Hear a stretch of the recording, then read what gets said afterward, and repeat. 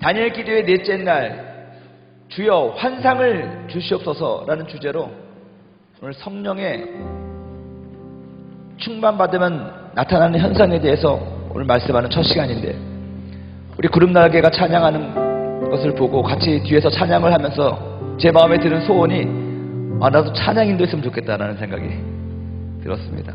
그리고 저는 다시 한번 꿈을 꿉니다.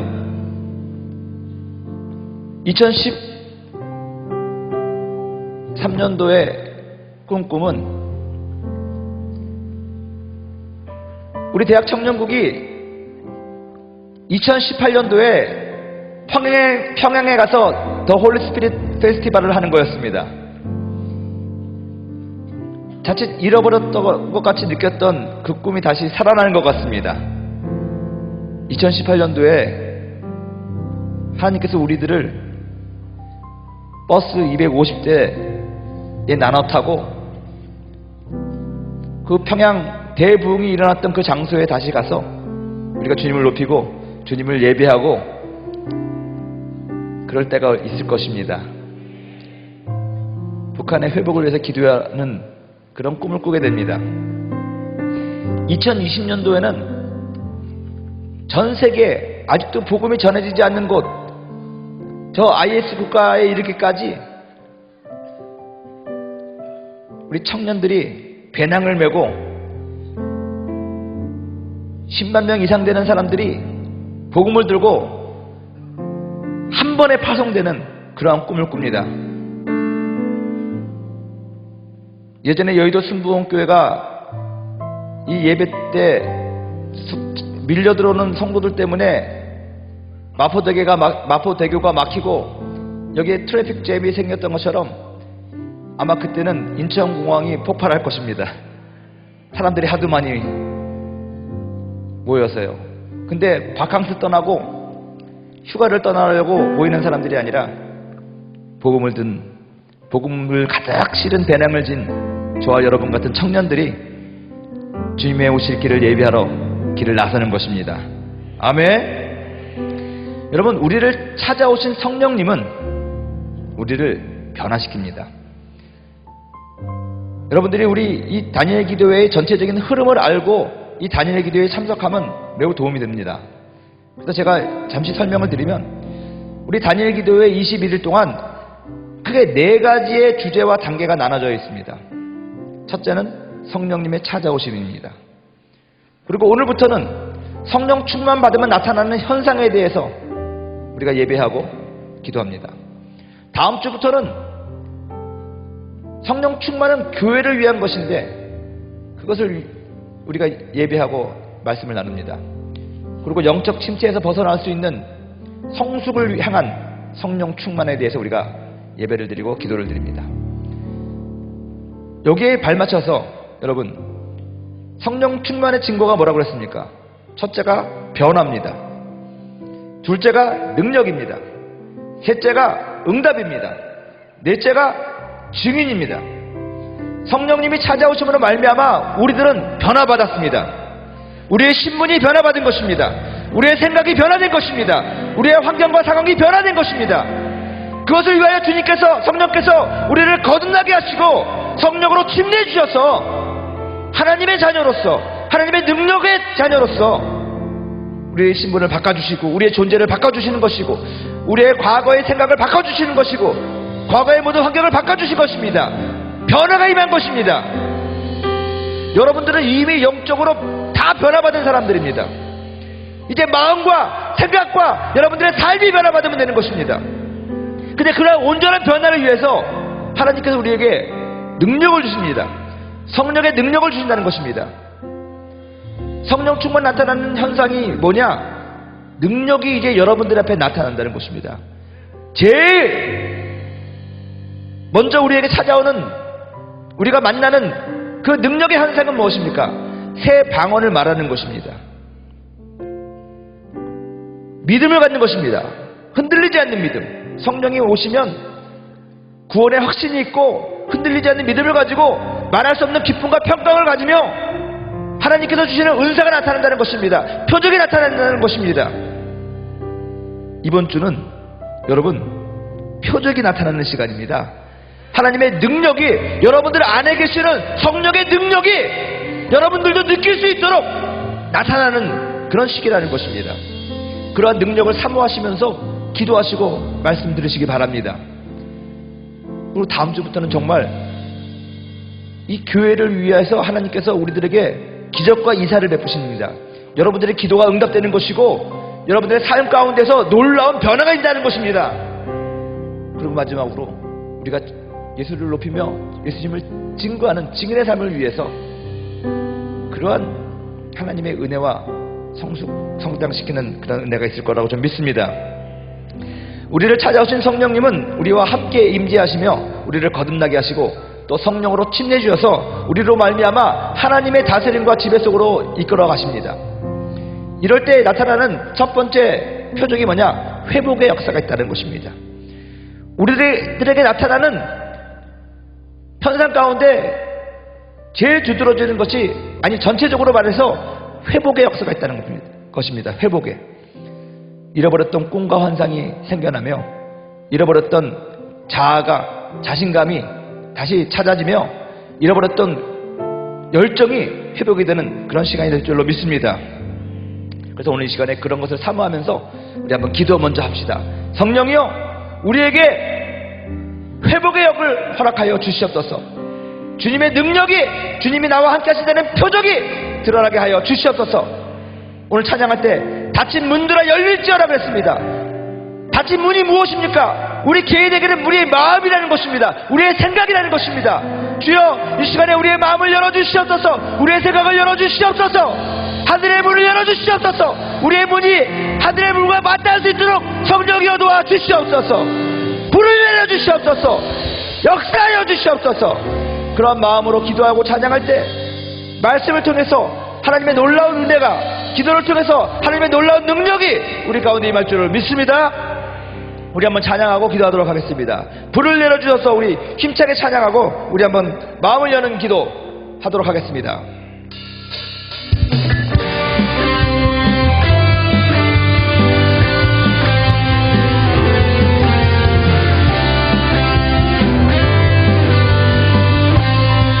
나는 안에, 나는 안에 내가 살아가는 이유 되는 것. 자,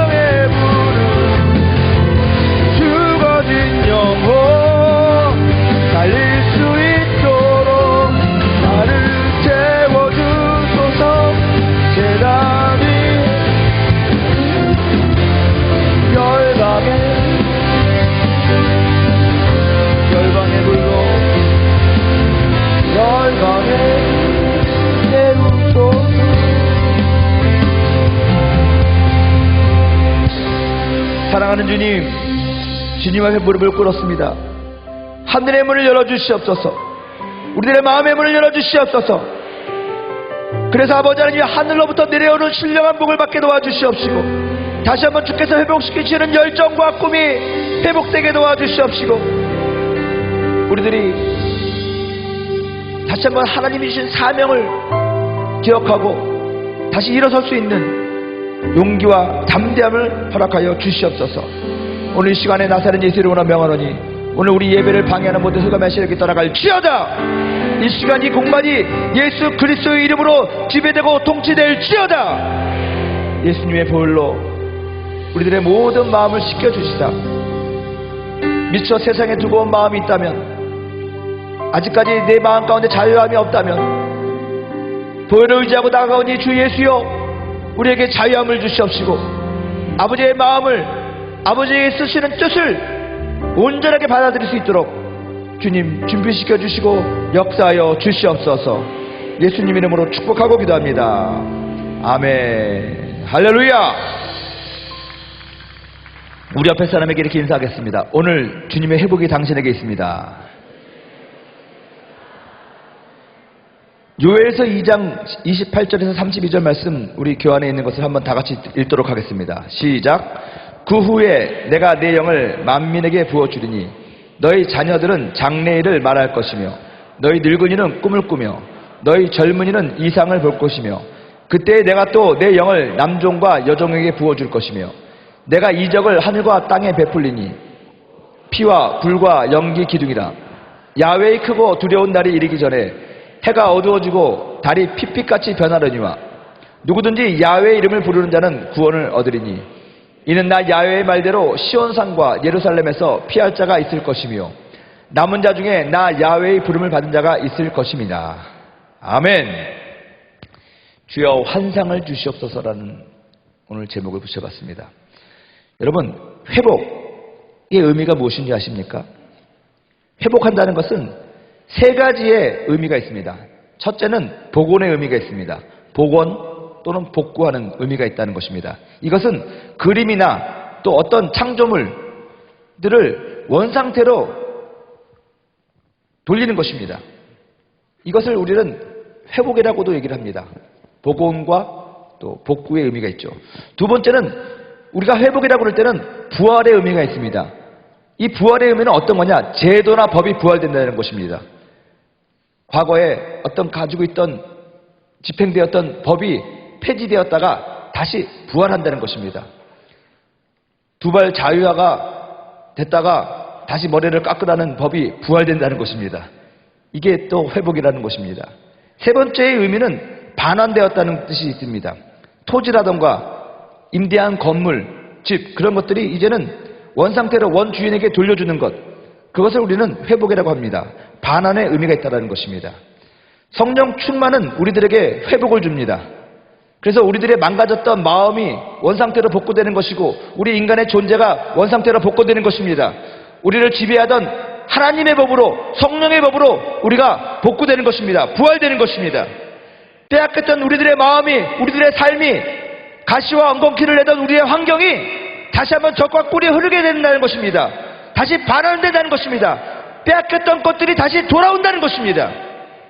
사랑하는 여러분, 성령 충만을 사모하시고 여러분들의 모든 범사 가운데 이러한 회복이 있기를 간절히 간구하시는 여러분이 되기를 주님의 이름으로 축원드립니다.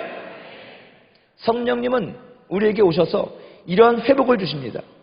성령님은 우리 교회에 임하셔서 교회로 말미암아 이런 회복을 받게 한다는 것입니다.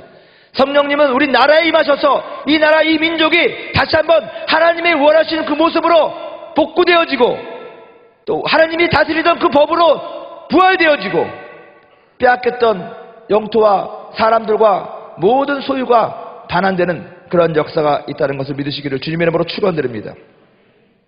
이 요엘서는요, 이스라엘을 회복시키겠다는 하나님의 선포가 나와 있습니다. 회복이라는 것은 뭡니까? 지금 상태는 망가졌다는 거 아니겠습니까?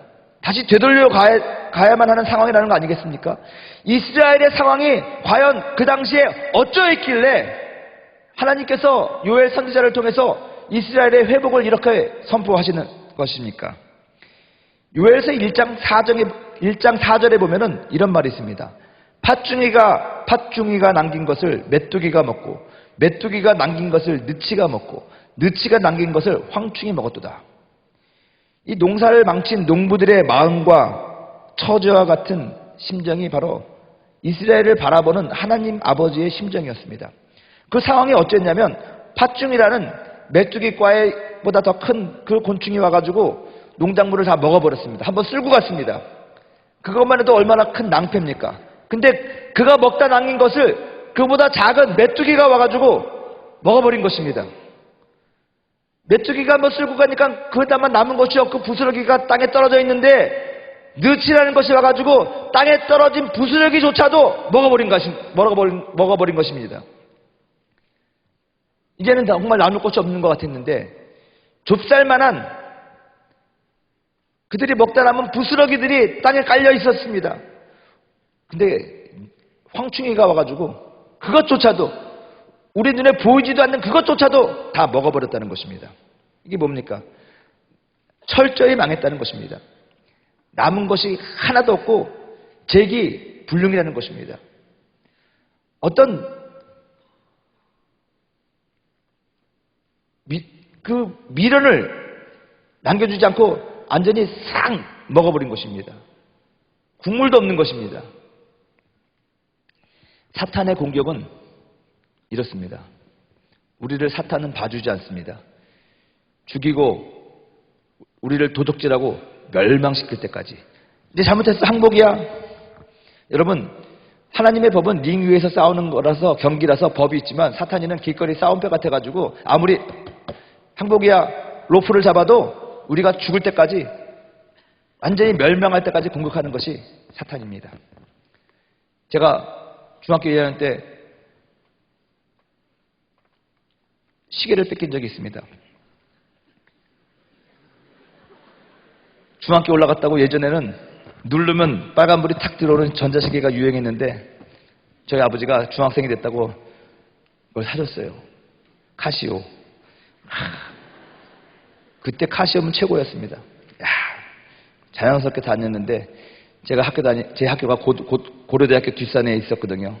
용문중학교라고. 거기 뒤로 넘어오는데 형들이 불러다가 시계를 달라고. 근데 이거는 우리 아버지가 사준 거예요. 잘 사주지도 않는 사람이 옷처럼 사줬기 때문에. 그리고 또 아버지의 마음을 알기 때문에 절대로 안 준다고. 돈이 있어봤자 무슨 토큰 조금 있었죠. 근데 시계를 가지고 시계는 안 된다고. 그래가지고 그 형들한테 맞았습니다. 진짜 많이 맞았습니다. 그래서 맞아도 나는 싸움을 못하니까 맞는 수밖에 없었는데 시계를 그래도 고집스럽게 계속 움켜쥐고 있으니까 이놈의 자식 고집 엄청 세다 그러면서 내 팔을 부러뜨린다 어쩐다 하면서 때리고 밟고 그러는데 그럼에도 불구하고 시계를 갖고 있었는데 결국 시계를 뺏겼죠. 근데 시계를 뺏기고 나니까 여러분 우리 아버지도 성질이 장난 아니거든요. 물건 뺏기고 오면은 아버지한테서 죽을 것 같아가지고 쫓아가면서 안 된다고. 그 시계만한 절대로 안 된다고. 또 맞았습니다. 근데 너무 맞으니까 제가 지금도 기억이 나요. 그만 때리라고 그랬습니다. 그만 때리라고. 그랬더니 그래도 그 깡패 형들은 착해서 내가 맞는 사람이 그만 때리려니까 안 때리더라고요. 그때부터 깨달았습니다.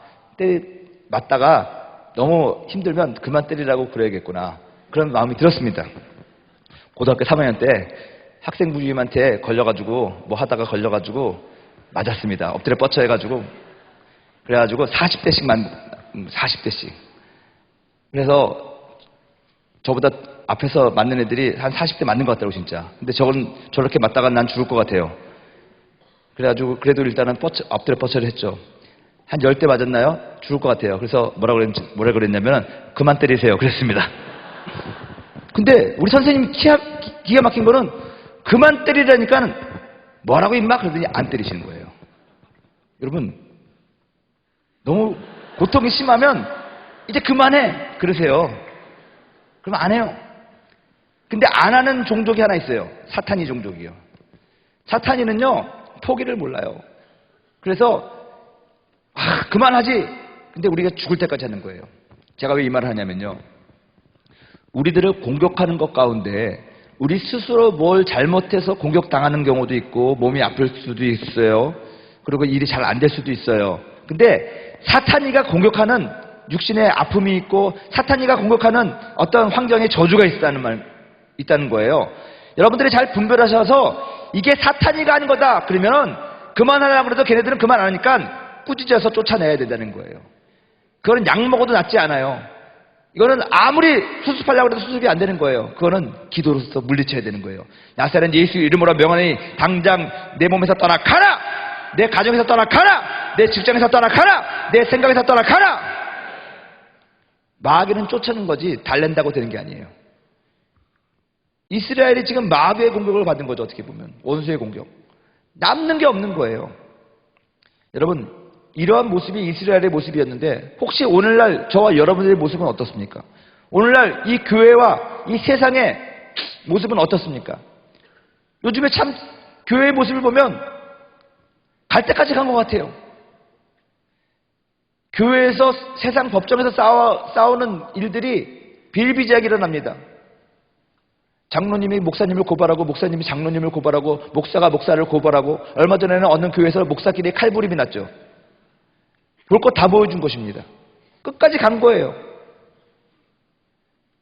돈, 여자, 혹은 남자, 권력, 이게 가장 이 세상에서 조심해야 될 거라고 하는데 이 세 가지가 하나님의 나라, 하나님의 통치 속에서 진행돼야 될 이 교회에 다 있어요. 심지어 우리 청년국에도 다 있어요. 아니, 교구에도 다 있어요. 갈 때까지 갔어요. 제가 아는 어느 지체가 기자인데, 아니, 기사를 취재하다가 목사님들이 싸우는 모습을 보고 어느 총회에 가고 어느 단체에 갔다가 시험에 들어가지고 교회 안 다닌다고 그런 얘기를 하더라고요. 목사님은 반 예수님 돼야 되는 거 아니겠습니까? 장로님 되면 반 예수님 돼야 되는데 새신자 보고 시험 드는 사람은 없어요. 목사님 보고 시험 들고 장로님 보고 시험 들고. 여러분 저를 위해서도 기도해 주십시오. 혹시 여러분들이 저보고 시험 들지 않도록. 전 그게 제일 두려워요. 성경에도 소자 하나에게 시험 들게 하면 연자맷돌을 메고 물속으로 들어가는 게 나을 거라고 그랬는데 그게 제일 무서운 거죠. 근데 여러분, 오늘날 교회와 또 세상의 모습을 보면 정말 팥죽이가 먹고 메뚜기가 먹고 누치가 먹고 황충이가 먹고 우리는 진짜 부스러기도 찾아볼 수 없는 그러한 처절한 망가져버린 모습이 오늘날 우리의 모습이 아닌가 저는 생각을 해봅니다. 자기 성찰이 필요해요. 이제는 우리가 우리 교회의 모습도 되돌아보고 우리 개인의 모습도 되돌아보고 다시 한번 하나님 앞에서 내가 바로 살고 있느냐, 내가 지금 이 하나님의 법대로 제대로 살고 있느냐 다시 한번 점검해 봐야 될 필요가 있다는 것입니다. 그리고 이러한 모습을 보는 하나님의 마음은 어떻겠습니까? 아버지 하나님의 마음은 우리가 상상하고 아파하는 것 이상으로 안타까워하시고 불쌍히 여기신다는 걸 여러분 기억하시기 바랍니다. 여러분, 하나님이 정말로 이 땅을 보시면서 아파하세요. 하나님이 울고 계시다고요. 우리 개인이 정말 힘들게 살고 정말 처절하게 살고 있는 모습을 보면서 아파하세요. 우리가 생각하는 것 이상으로 아파하세요. 아프냐? 나도 아프다 그러잖아요. 근데 하나님이 사실 나도 아프다가 아니라 난 더 아프다. 너 눈물 나고 있지? 나는 피눈물 난다. 그거예요. 예수님은 피땀 흘렸잖아요. 눈물이 땀방울이 핏방울이 되었잖아요. 그의 고통은 이루 말할 수가 없는 것입니다. 여러분, 사랑하는 사람이 죽어가고 있어요. 사랑하는 사람이 죽어가고 있는 것을 보는 그 사람이 마음이 더 쓰리고 아프고 힘든 거 아니겠습니까? 이런 절대 절망 가운데 있는 우리에게 하나님께서 뭐라고 말씀하십니까? 내가 너를 고치겠다. 할렐루야! 내가 널 회복하겠다. 이렇게 선포하시는 것입니다. 저는 이러한 요엘서의 선포가 저와 여러분들에게 임하기를 주님의 이름으로 간절히 축원드립니다. 이러한 하나님의 내가 너를 고치겠다, 내가 너를 회복시키겠다라는 이 선포를 믿음으로 받아들이시고 아멘 하시기를 주님의 이름으로 부탁드립니다. 아니야, 나는 아니야, 나는 아니야. 나는 이런 거 나한테는 해당이 안 될 거야. 그런 생각하지 마시고요. 오늘 지금 말씀하시는 이 말씀은 바로 저와 여러분 개인을 향한 하나님의 말씀이라는 것을 여러분 믿으시길 바랍니다. 받아주시길 바랍니다. 이런 하나님의 선포 이후에 회복이 일어납니다. 어떻게 일어납니까? 오늘 본문은 얘기합니다. 그 후에 얘기합니다. 언제 일어날 건데요, 주님? 그 후에. 어떤 후에? 회개하고 돌아온 후에. 다시 말하면 성령님이 오셔서 우리를 거듭나게 하시잖아요. 그게 회개예요, 회개. 그 후회라는 것은 이스라엘 백성들의 죄악에서 떠나서 그의 마음을 하나님께로 돌린 다음에 그 후에 내적인 변화가 있다는 것입니다. 마음에서 생각하는 그 소원이 하나님의 방법으로 바뀐 다음에 빌립보서 2장에 보면 하나님은 자신의 기쁘신 뜻을 위하여 너희 가운데 소원을 두고 가신다고 말씀하셨습니다. 근데 그 소원이 내 마음대로 원하는 소원이 아니라 아버지께서 원하시는 소원이라는 것입니다. 아버지께서 원하시는 방향으로 나의 소원이 맞춰지게 될 때 그 후에, 다시 말하면 방향이 바뀌어지는 회개한 후에 하나님이 회복을 허락하신다는 거예요. 진짜 여러분 회복하기 원하신다면 회개하셔야 됩니다. 회개가 내가 잘못한 거 잘못했습니다 비는 것만이 회개가 아니라 방향을 바꿔야 돼요. 여러분 초점을 바꿔야 된다는 거예요. 하나님께로 바뀌어야 된다는 거예요. 하나님이 기뻐하시는 뜻을 위하여 바꿔야 된다는 거예요. 마음가짐을 바꿔야 된다는 거예요. 생각을 바꿔야 된다는 거예요. 여러분들의 가치관이 바뀌어야 된다는 거예요. 근데 성령이 오시면 그렇게 해줘요. 그래서 거듭나게 하시는 거예요. 옛사람은 죽여버리고 다시 새롭게 태어나게 한다는 것입니다. 그리고 성령으로 세례 주셔서 올바로 하나님의 뜻 가운데로 우리가 갈 수 있도록 하나님께서 힘을 주시는 것입니다. 그래서 이런 후에 어떻게 내 영을 만민에게 부어준다. 내 영을 만민에게 부어준다는데 이것을 기름 붓는다고 그래요. 기름 붓듯. 어노인팅이죠. 이번에 우리가 주제가 어노인팅이잖아요. 여러분 근데 기름 부음이 어떤 뜻이 있는 줄 아십니까? 기름 부음은 쉽게 말하면 기름칠했다는 거예요. 기름칠이 뭡니까? 뭐 잘 되게 부드럽게 나가게 기름칠하잖아요. 제가 어느 날 텔레비전을 보는데 열쇠 구멍을, 이게 자물쇠가 있어요. 자물쇠가 밖에 걸어놓으니까 비도 맞고 막 그래가지고 자물쇠 구멍에도 물이 들어가고 해서 녹이 슬잖아요. 그래서 분명히 맞는 열쇠임에도 불구하고 딱 집어넣을 때도 잘 안 들어가며 잘 돌아가지가 않아요. 그런 경험 해본 적 있으시죠? 그런 거 없으세요? 열쇠? 단추만 누르나? 근데 자물쇠 이렇게 밖에다 이렇게 걸어놓고 이거 하려면 잘 안 될 경우가 많아요. 그때 그 열쇠를 잘 여는 방법이 뭔지 아십니까? 연필심 있죠? 연필심. 그걸 갖다가 샥 갈아가지고 거기다 흑연을 넣는 거예요. 그 구멍에다가, 열쇠 구멍에다가. 갈아가지고 넣고 나서 열쇠를 탁 놓고 착 돌리면 열쇠가, 뻑뻑하던 열쇠가 아주 부드럽게 슈리릭 하고 잘 열려요. 이게 기름칠이에요. 성령의 기름 부음이라는 건 뭐냐면 성령님의 음성이 우리들에게 잘 들리도록 하나님께서 우리 막혀있는 열쇠 구멍에다 이 연필가루 흑연을 집어넣듯이 그렇게 기름쳐 주신다는 거예요. 하나님의 역사가 아주 순탄하게 올 수 있도록 된다는 거예요. 일은요 성령님이 하시잖아요. 그럼 성령의 기름 부음은 성령 자체가 기름이 아니라 그 성령의 역사가 우리 마음 가운데 잘 들어올 수 있도록 기름이 부어진다는 거예요. 그 기름 부어지는 것이 무엇이냐면 우리 가운데 나타나는 현상들이라는 거예요. 물이 있으면 전기가 통하잖아요. 전이 되는 거잖아요. 전도 되는 거잖아요. 그런 것처럼 그 기름 부음이라는 것은 하나님의 능력, 성령의 능력이 나한테 잘 올 수 있도록 이게 전이 되는 거예요. 전달되는 거예요. 안수기도도 그래서 기름 부은다고 그래요. 무슨 말인지 이해가 되십니까?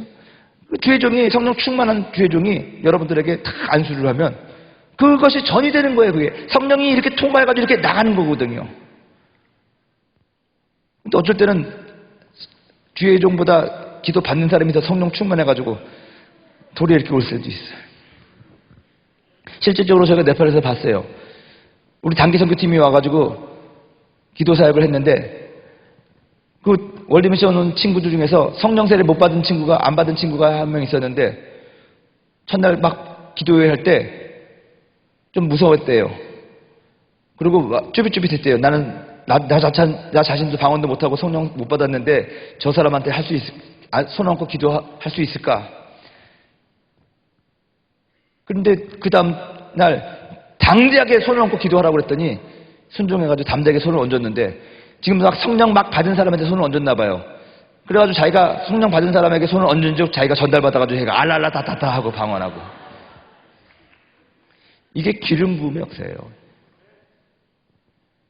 제가 이제 이번 주일날도 그렇고 우리 당분간은 주일날도 계속 안수기도 할 겁니다. 아주 그냥 기도 그냥 계속 세게 할 건데 우리 주회종들이 주일날은 더 사람들이 많아지니까 다 일일이 안수를 다 못 하잖아요. 그래서 제가 장로님들한테도 장로님도 안수해도 돼요, 여러분. 이상한 생각하면 안 돼요.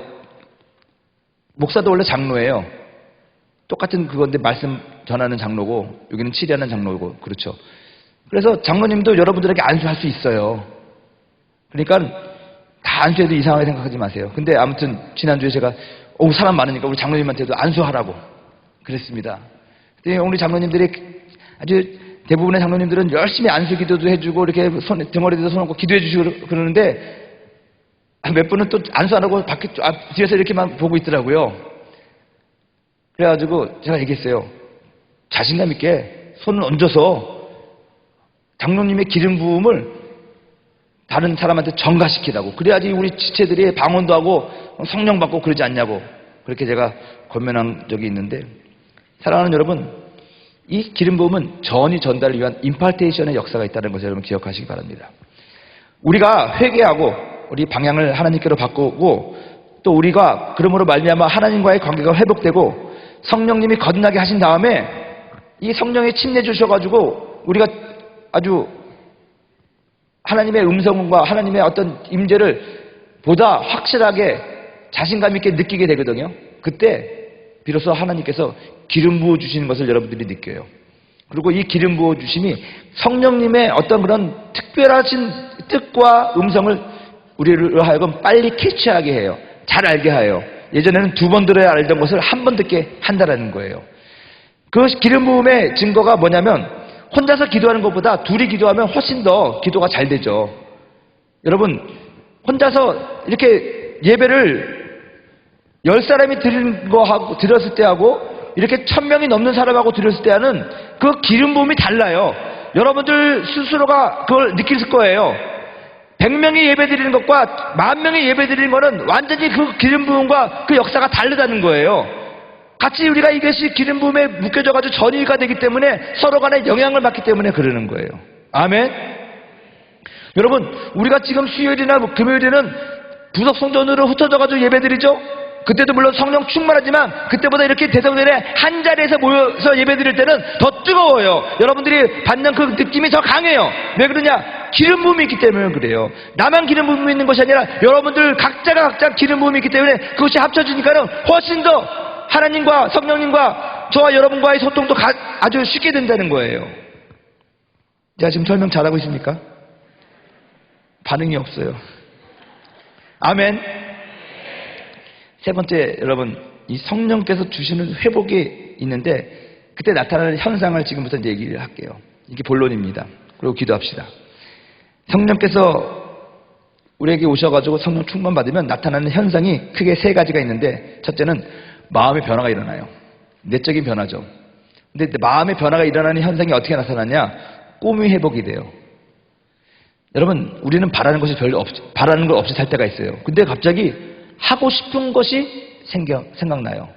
성령 충만 받기 전에는 그냥 그대로 하지 그랬는데 성령 충만 받으니까는 뭔가 하고 싶은 일이 막 생기는 거예요. 그 소원이 생기는 거예요. 꿈이 생기는 거예요. 예를 들어가지고 제가 처음에 이런 말 하면 안 되니까 다른 데 가서 얘기하지 말아요.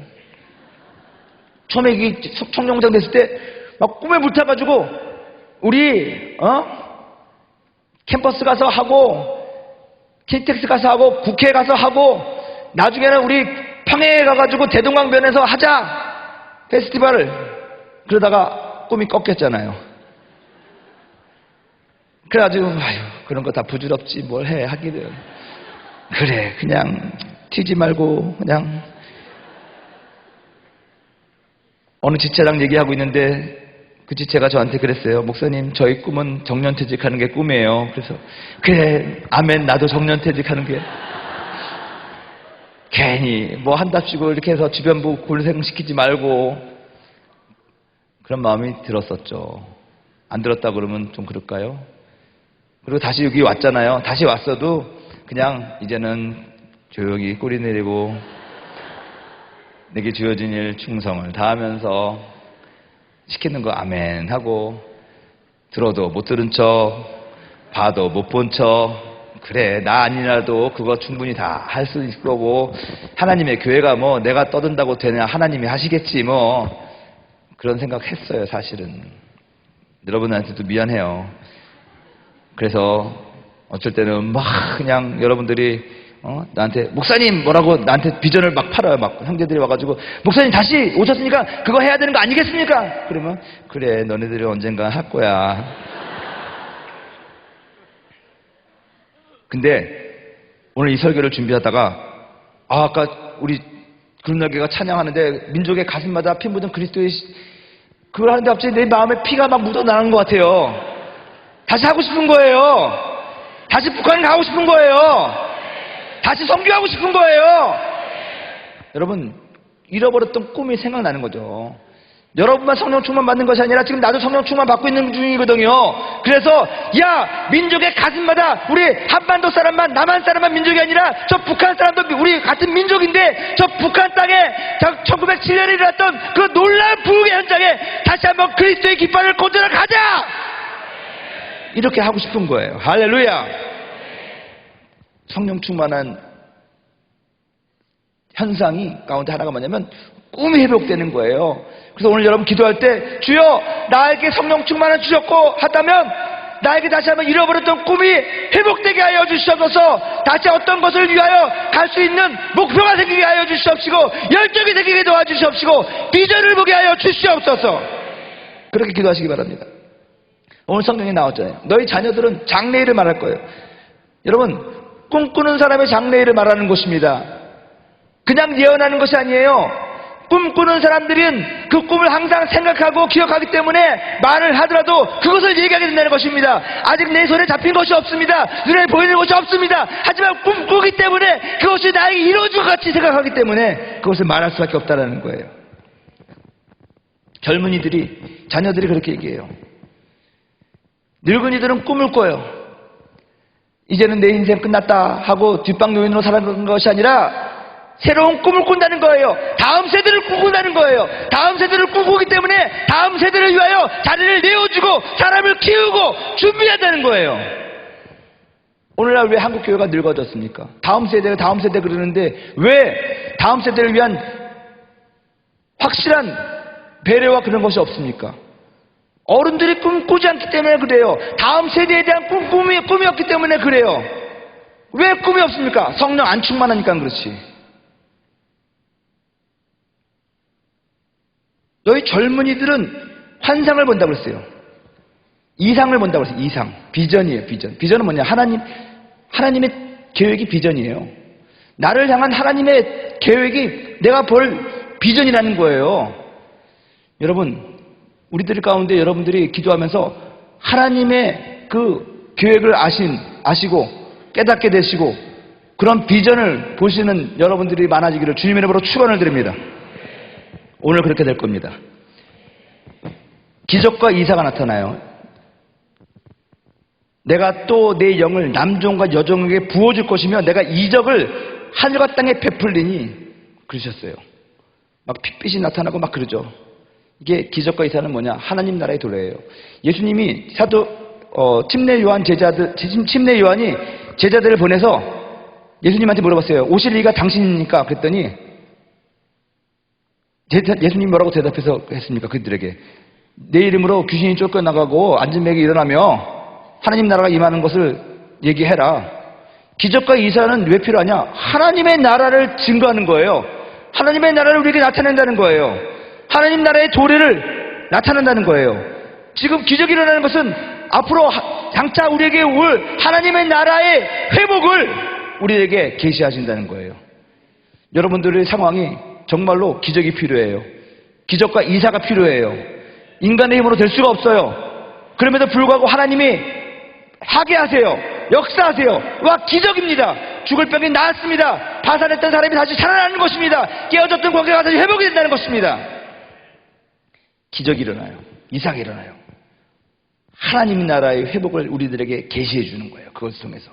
그 기적을 경험함으로 말미암아 장차 다가올 하나님의 나라에 대한 소원이 생기는 것이고 또 믿음이 생기는 것이고 기다림이 생기게 된다고 믿습니다. 그리고 뭐라고 그랬습니까? 크고 두려운 날이 심판의 날이에요. 야훼의 크고 두려운 날이 이르기 전에 그랬어요. 주 예수 이름을 부르는 자는 구원을 얻는다고 했는데 심판의 날을 대비하게 돼요. 종말론적 신앙을 가지고 살아가게 된다는 거예요. 종말론적인 신앙을 가지고 살아가는 사람들은요, 마음에 어떤 특징이 있냐? 영혼 구원의 시급성을 느끼고 살아요. 정리할게요. 성령 충만한 사람에게 하나님께서 회복의 역사를 주시는데 그 회복의 역사 가운데 첫 번째 나타나는 표적들이 뭐냐? 꿈꾸게 돼요. 열정을 가지고 하나님의 환상을 사모하게 돼요. 기적이 일어나요. 능력이 나타나는 거예요.